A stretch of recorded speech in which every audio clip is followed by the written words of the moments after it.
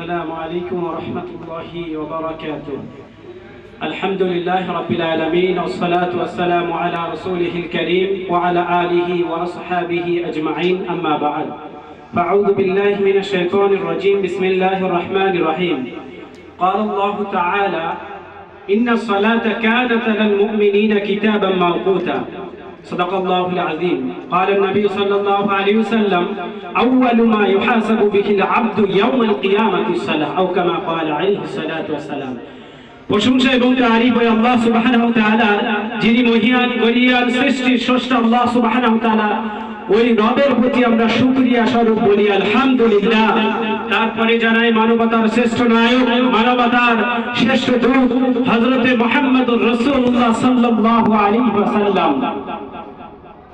সম্মানিত উপস্থিতি, আপনাদের সকলকে জানাই আমার অন্তরস্থল থেকে মোবারকবাদ এবং আগত মেহমানেরা আপনাদের সকলকে আমি আমার অন্তর থেকে রেসপেক্ট জানিয়ে আমি আমার বক্তব্য শুরু করছি।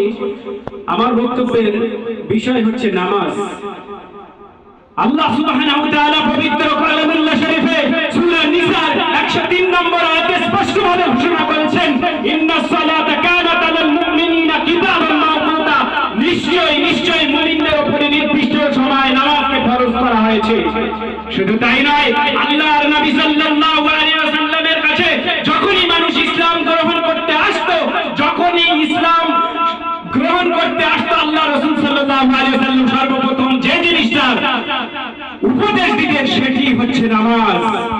বিশ্ব নবী সাল্লাল্লাহু আলাইহি ওয়াসাল্লাম বলেন, আউয়ালু মা ইউহাসাবু বিহিল আবদু ইয়াউমাল কিয়ামাতিস সালাহ। কাল কিয়ামতের ময়দানে সর্বপ্রথম বান্দার নামাজের হিসাব নেওয়া হবে। সর্বপ্রথম নামাজের হিসাব নেওয়া হবে। বুখারী শরীফের 528 নম্বর হাদিস, হযরত আবু হুরায়রা রাদিয়াল্লাহু তাআলা বর্ণনা করেন, আমরা বসেছিলাম, আল্লাহ রাসূল সাল্লাল্লাহু আলাইহি ওয়াসাল্লাম আমাদেরকে বলছেন, ও আমার সাহাবীরা, তোমরা বলো তো দেখি, কারোর বাড়ির সামনে স্বচ্ছ নহর, জারি নহর বয়ে যাচ্ছে, আর ওই নহরে কোনো ব্যক্তি যদি 5 বার গোসল করে তার গায়ে কখনো ময়লা থাকতে পারে কিনা? সাহাবীরা এক বাক্যে উত্তর দিলেন, ইয়া রাসূলুল্লাহ, তার গায়ে কখনো ময়লা থাকতে পারে না। আল্লাহর নবী বলেন, ঠিক তেমনি ভাবে যদি কোনো ব্যক্তি 5 ওয়াক্ত নামাজ আদায় করে তার অন্তরে কখনো গুনাহের ছিটে ফোঁটা থাকতে পারে না। কিন্তু যদি নামাজ না পড়েন, মিশকাত শরীফের 58 নম্বর হাদিস, হযরত জাবের রাদিয়াল্লাহু তাআলা আনহু থেকে বর্ণিত, তিনি বলেন, বাইনাল আবদি ওয়া বাইনাল কুফরি সালাহ। রাসূলুল্লাহ সাল্লাল্লাহু আলাইহি ওয়াসাল্লাম বলেছেন, আমাদের এবং কাফেরদের মধ্যে পার্থক্য হচ্ছে একমাত্র নামাজ। শুধু এই হাদিস দিয়ে শেষ নয়, মিশকাত শরীফের ওই পাতায় অর্থাৎ দ্বিতীয় পাতায় রয়েছে 58 নম্বর এটি হাদিস, হযরত বুরাইদা রাদিয়াল্লাহু তাআলা আনহু থেকে বর্ণিত। তিনি বলেন, রাসূলুল্লাহ সাল্লাল্লাহু আলাইহি ওয়াসাল্লাম বলেছেন, আল আহদুল্লাযী বাইনানা ওয়া বাইনাহুম আস-সালাতু ফামান তারাকাহা ফাকাদ কাফার। আমাদের এবং কাফেরদের মধ্যে পার্থক্য আল্লাহ রাসূলের কাছে জিজ্ঞাসা করলাম। আল্লাহ রাসূল সাল্লাল্লাহু আলাইহি ওয়াসাল্লাম বলে, আমাদের এবং কাফেরদের মধ্যে হচ্ছে পার্থক্য নামাজ। যে ব্যক্তি নামাজ ছেড়ে দিল সে কুফরি করল। এখানে হাদিস শেষ নয়, তিরমিজি শরীফের 2619 নম্বর হাদিস, রাসূলুল্লাহ সাল্লাল্লাহু আলাইহি ওয়াসাল্লাম বলেন, বাইনাল আবদি ওয়া বাইনা শিরকি তারকুস সালাহ। বান্দা এবং শিরকির মধ্যে পার্থক্য হচ্ছে নামাজ। অর্থাৎ যে ব্যক্তি নামাজ ছেড়ে দিল সে কুফরি করল, যে ব্যক্তি নামাজ ছেড়ে দিল শিরক করল, যে ব্যক্তি কুফরি করল, শিরক করল, তার ঠিকানা ভাই কোথায়? তার ঠিকানা জাহান্নাম।